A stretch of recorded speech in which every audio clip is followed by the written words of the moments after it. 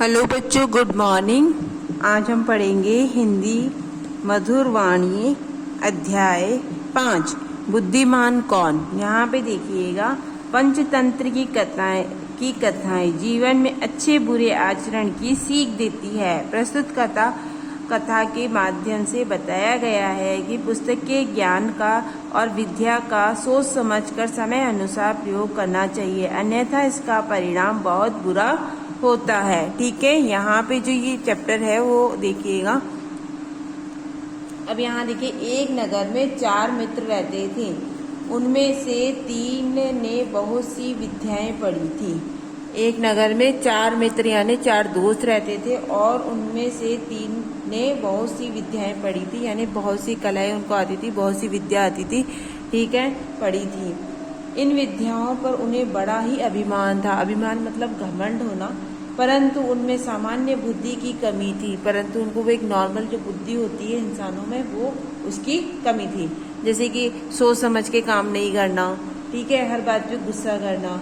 तो ये होता है कि भाई वो समझदार इंसान नहीं होता। जिसे गुस्सा काम आता है, सोच समझ के काम करता है, तो वो इंसान बुद्धिमान होता है। ठीक है, परंतु उसमें सामान्य मतलब जो नॉर्मल बुद्धि होती है की कमी थी। चौथा मित्र बहुत ही अधिक पढ़ा लिखा तो नहीं था, परंतु बुद्धिमान था। अब वो जो चौथा मित्र था, उनका जो चौथा फ्रेंड था, वो क्या था, जो बहुत ही ज्यादा पढ़ा लिखा था और बहुत ही वह क्या था, बुद्धिमान यानी इंटेलिजेंट था।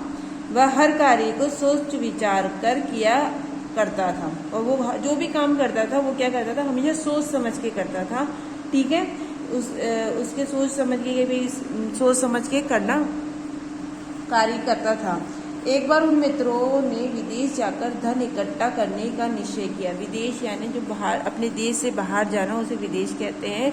देश के बाहर जो देश है, ठीक है, अदर जो देश है, उन्हें हम क्या कहते हैं, कंट्रीज को हम विदेश कहते हैं। धन इकट्ठा करने का निश्चय किया। ठीक है, वे चारों मित्र यात्रा पर निकल पड़े। जब वे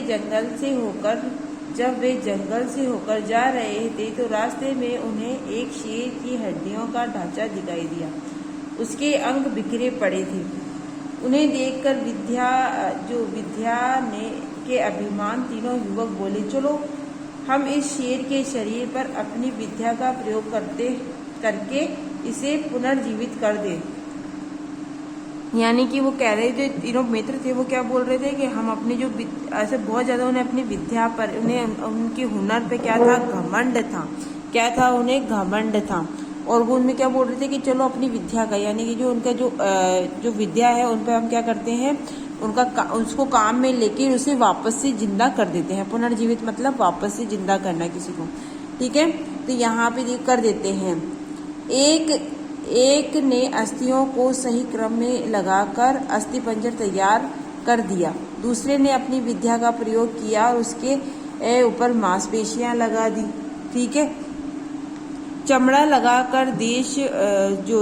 लगाकर शेर का रूप दे दिया उसे। चमड़ा लगा के उसे, चमड़ा यानी जो स्किन होती है वो लगा कर उन्होंने उसको क्या दे दिया, शेर का रूप दे दिया। तीसरा युवक उसमें प्राण डालने के लिए तैयार हो गया। तभी चौथे मित्र ने कहा, ठहरो, ऐसा मत करो। तुम अपनी विद्या के प्रभाव से शेर को जीवित कर रहे हो। कुछ विचार तो करो कि इसका परिणाम क्या होगा।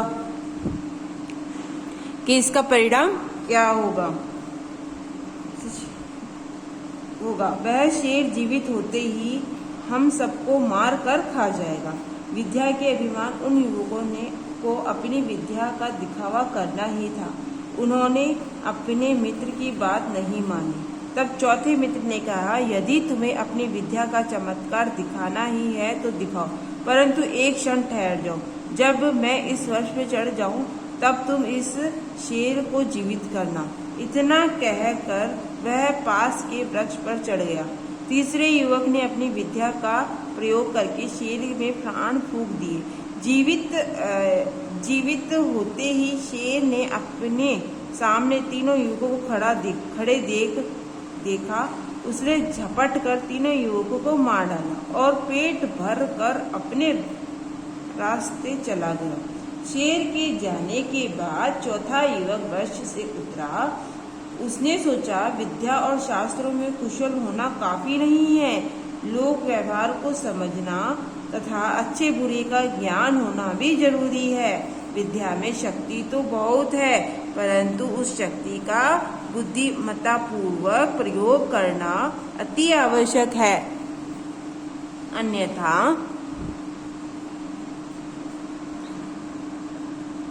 अन्यथा वह शक्ति हमारा ही विनाश कर सकती है।